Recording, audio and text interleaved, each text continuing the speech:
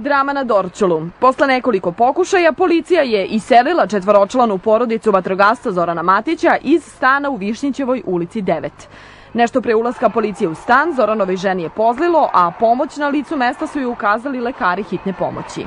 Supruga je u bolnici, a ja sa decom ne znam.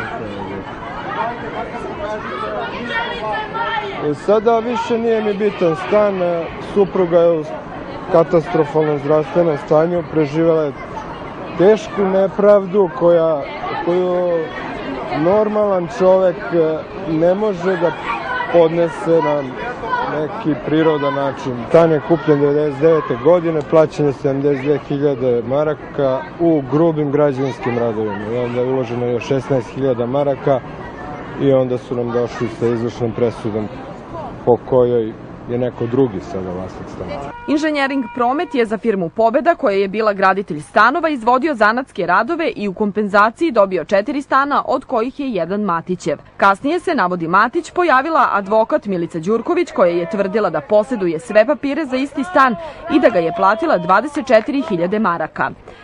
Ugovor sa njom je, dodaje, poništen jer nije izmirila sve obaveze. U međuvremenu, Pobeda i Inženjering Promet su otišli u stečaj i već 15 godina traje suđenje na koje Matići, kako kažu, nikada nisu ni bili pozvani. Ispred zgrade iz koje je iseljena porodica Matić danas su se okupili prijatelji, komšije i drugovi njihovih maloletnih ćerki. Policija je privela 10 osoba, među kojima je i nekoliko roditelja koji su došli po svoju decu kada su čuli da protestuju ispred zgrade.